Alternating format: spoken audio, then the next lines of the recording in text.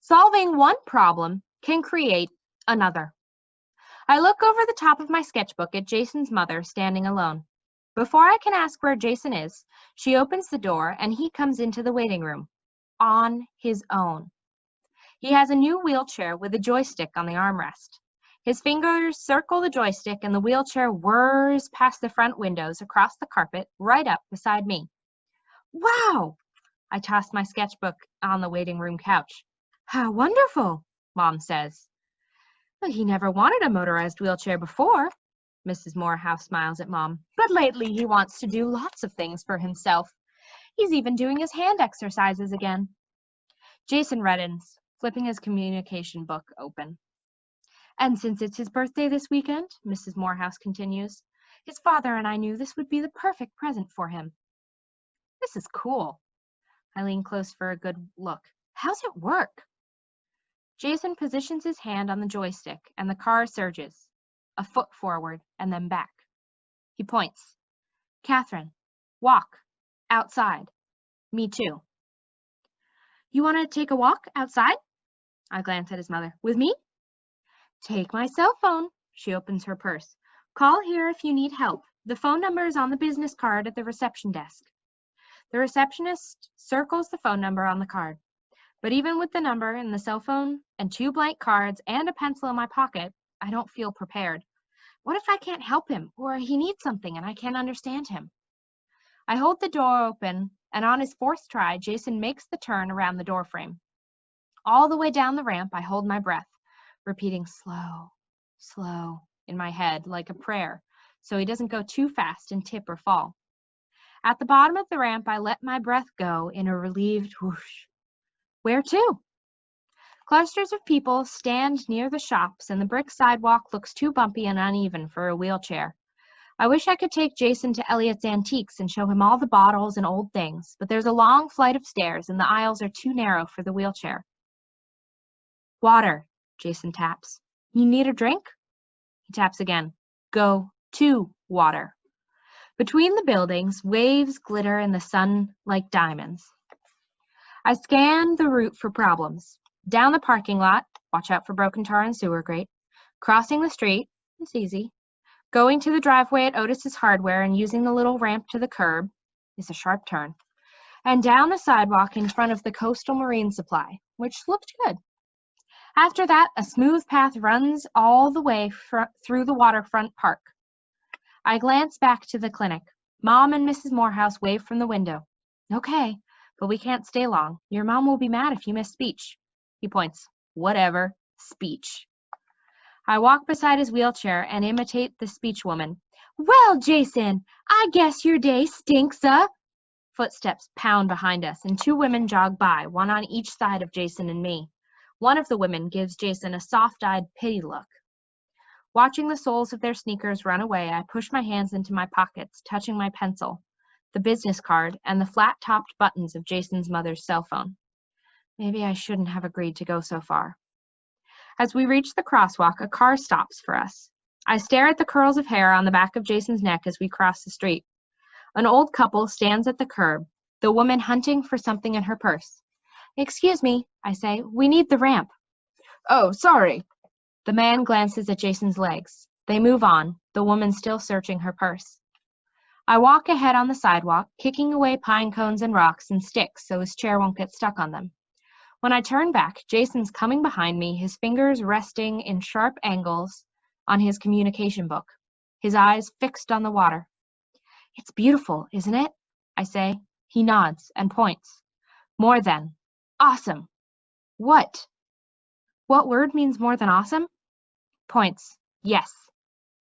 Looking across the sun-dazzled waves, I have no words. I think after awesome, you're kind of done with words. He points. Make card. More than. Words. Even though we're blocking the sidewalk and people have to step on the grass to go around us, I take a blank card from my pocket and write more than words across the top. Searching for something to draw, not even the ocean seems enough. He points. No. Picture. In his book, the card stands out against the others I've made, plain as a field of new snow. You're right, I say. This way, it can be anything you imagine. The air smells fishy, a green-brown, deep water smell. I choose the path winding along the shore, leading to a row of red-painted benches facing the ocean.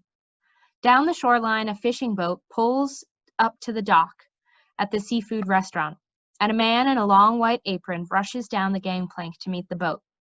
Side by side, Jason and I take up the whole path. A girl bumps my arm, rushing around us, walking two poodles. "Sorry," she says over her shoulder. I whisper to Jason, "She's late for the dog show." Jason flashes me a grin. "Maybe that bench by the wharf?" Usually I love listening to the pilings creaking, the purring of motorboats, and the sharp "Keows" of gulls. But today my ears are full of the sound of Jason's wheelchair and the silence of people who suddenly stop talking as we pass. A man meets my gaze. He smiles, but I can only nod back, unable to let go of the clench of my teeth. At the long town wharf, a seagull stands on twig legs, facing the wind, shaking its feathers dry. He reaches down to preen his wing as a group of preschoolers leans over the wharf railing, dropping rocks off the side.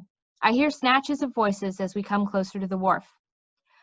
"You don't even need this, but it'll make you feel better." Reaching down, a girl puts a bandage on the little boy's elbow. Her head is bowed, but I know her hair, parted to the side, a strand separated from having been twirled. I fall to one knee on the path and dip my head to peer between the slats of an empty bench. "Was that boy in an accident?" the child says, pointing at Jason. "Did he get hurt?" I watch Christy startled, looking at Jason. She turns away quickly and touches her index finger to the child's lips. "Shh, it's not polite to talk about people." Jason backs his wheelchair up the path toward me, and I lean so his chair is between Christy and me.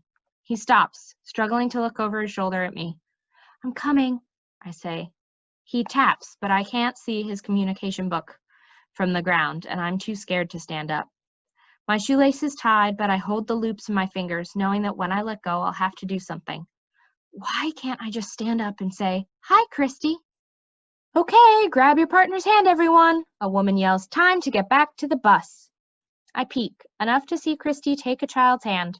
She follows the line of children, stuffing bandage wrappers in her shorts pocket.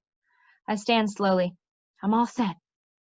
At the empty bench, closest to the wharf, I sit on the very edge of the wooden seat and watch Christy growing tinier and the farther she walks down the pathway.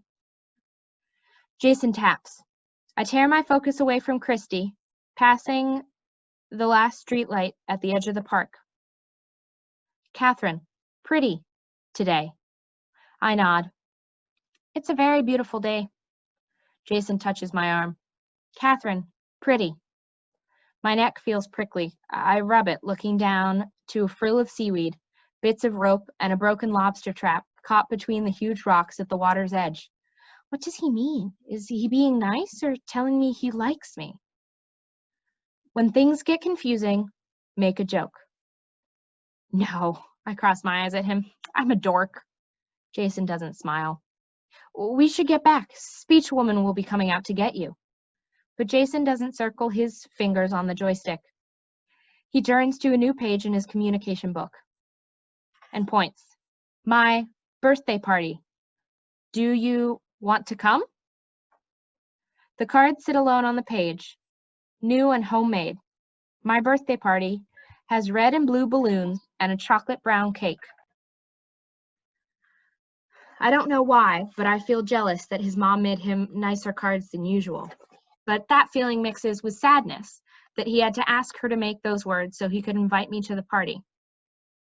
I tell myself it's a simple invitation to a birthday party, not a date. "Sure. When's your party?" He points. "Saturday." My breath catches. "This Saturday?" Jason nods. "Is good?" "Yeah, it's great. No problem at all." Walking back to the clinic, a woman reading on the grass stares over the top of her book at Jason. I stare back. Even though I told Jason it was great that his party was Saturday, it's more than great. It solves everything. Almost.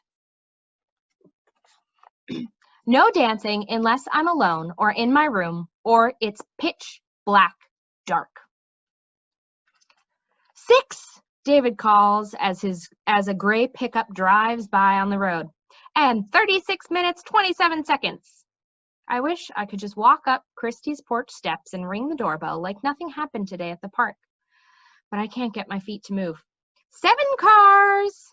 David holds out his watch. And 35 minutes, 55 seconds. Remember the rule, I say absently. Late doesn't mean not coming.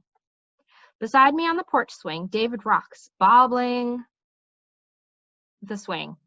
When I first agreed to sit with David so Mom could call clients, I tried to draw, but David keeps joggling the swing out of rhythm, wobbling my pencil lines. What will happen in September? Will Christy stand with me at the bus stop or with Ryan? And what'll happen when I don't see Jason every week? Will our friendship disappear? The front door opens and Mom steps out onto our porch. Catherine, Christy's on the phone. David, let's go in the backyard. The walk through the living room and down the hallway to the phone feels extra long. Did Christy see me at the park? Hi, it's Christy, she says when I pick up the phone. I just got home from day camp and I signed up to make 2 posters to use at the dance. Want to help? Sure. I twist the phone cord around my finger. About the dance. Did you ask Jason? I twist the cord tighter, with my finger turning purple with backed up blood. We can't come to the dance. Jason invited me to his birthday party that same day. His birthday party? Yeah, he's having a birthday party on Saturday. How about after the party? I really can't, I say, my finger throbbing. Christy exhales long and loud in my ear. Will you still help me make posters? I promised to make 2 big ones. Sure. I untwist the phone cord. Let's make 'em at your house. Mom's taking a nap. I check out the window for David. He's swinging hard on the wooden swing set Dad made for him. Mom rests against the slide, her cell phone to her ear.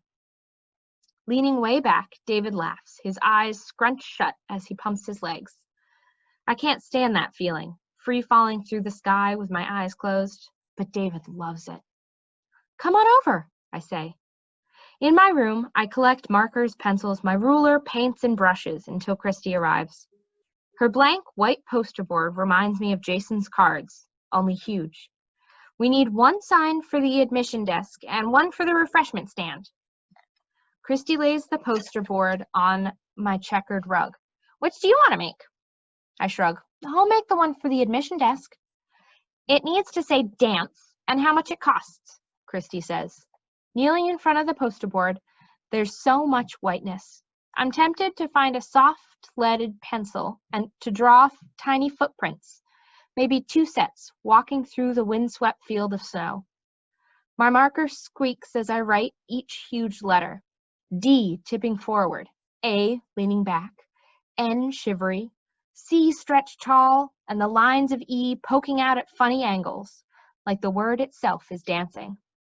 I begin a border of fireworks exploding around the edge of the poster. Awesome fireworks. You're a good artist, Christy says, grimacing at her pillow fat letters spelling refreshments. R is big, but each letter after is a little smaller, like if the word kept going and going, it'd disappear. Maybe if you color them in? She picks up a yellow marker. I think I need another color on these fireworks. I show her my poster. What do you think? Well, you didn't use green. Christy hands me the marker. I still wish you were coming to the dance. It's better. In fact, I don't dance. I have a rule against it. No dancing unless I'm alone in my room or it's pitch dark black. Pitch black dark. Excuse me.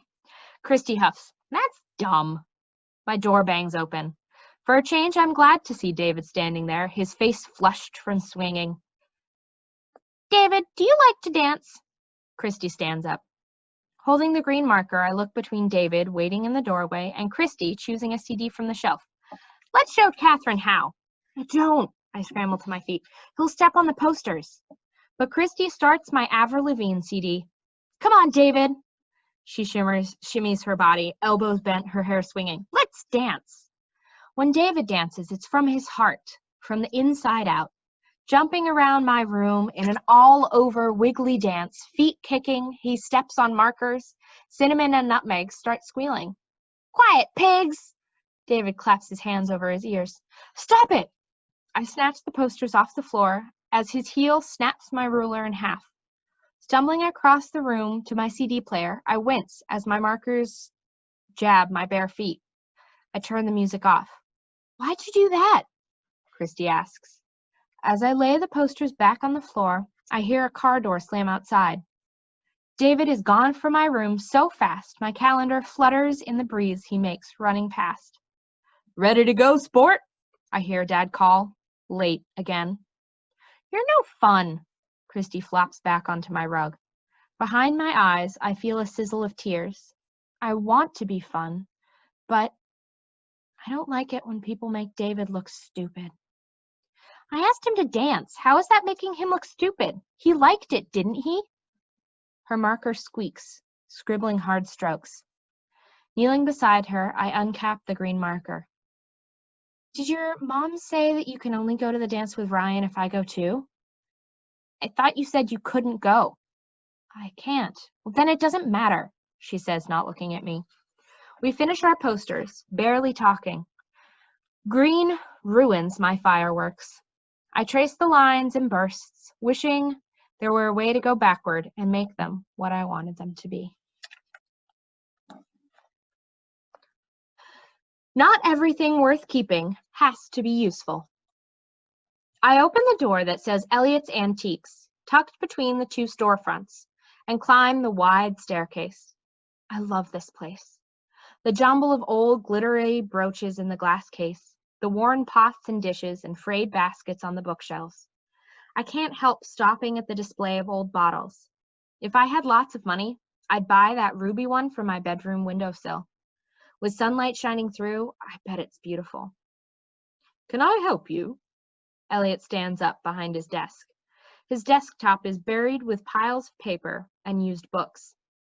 Elliot is a thin old man and always stooped, like he's got tired of having to duck his head, so he does it always now. "I'm looking for a guitar." I knew I couldn't afford a new one at a department store or a music store, and I don't know if I can even afford an Elliott guitar, but I have to find out. He steps away from his desk and over boxes to reach me in the aisle. "I have a couple." He adjusts his glasses on his sharp nose. I follow him through a maze of old chairs and tables covered with tools and to the instruments. There's a saxophone in an open case, looking dull against the black velvet.